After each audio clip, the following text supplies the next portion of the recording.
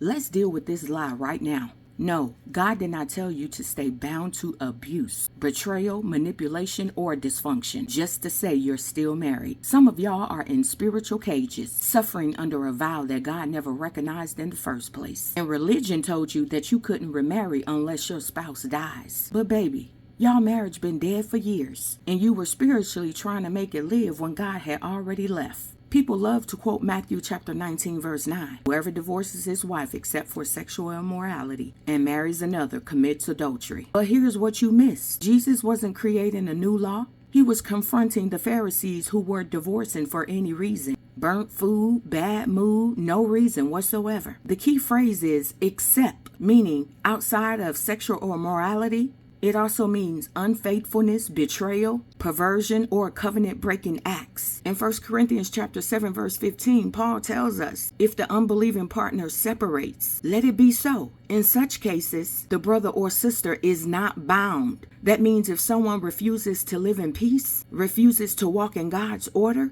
or continually breaks covenant, you are no longer bound. You are free. Free to heal, free to walk in peace, and free to remarry. People that are denying people remarriage doesn't make you holy. It actually makes you more vulnerable. Now let's talk about 1 Corinthians chapter 7 verses 8 through 9. To the unmarried and the widows. Paul was saying that it was good for you to remain single. And he also said if you can't control yourself, then you should marry because it's better for you to marry than to burn. Now hear me clear.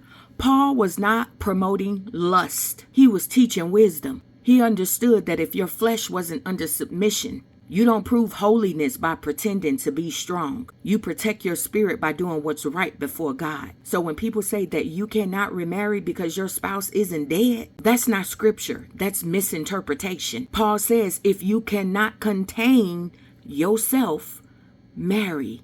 Because the moment you start fulfilling your desires outside of the marital bedroom, you are no longer righteous anyway. You're living in rebellion. And this goes for the people who masturbate.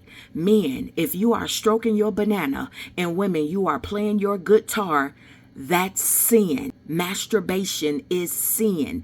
It is a form of fornication because you are having a form of release. You can be having sex with yourself, and that's what masturbation is, and it is considered fornication. Let's be real. Telling people to stay single after divorce is foolishness. Some people are not built for that level of abstinence. Trust and believe it's a setup for fornication, adultery, and hidden sin in the church, which the church don't want to talk about because half the times the pastor in sin too. God would rather you marry again than to be burning in the flesh. You are not called to spend the rest of your life lonely. So for those of you who have received this era of indoctrination, I release you right now in the name of Jesus.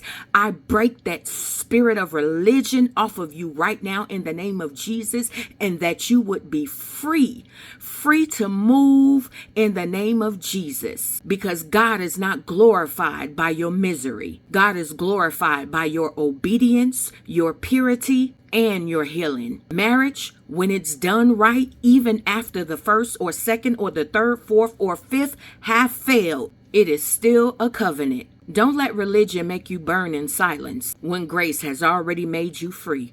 Yep, I said it.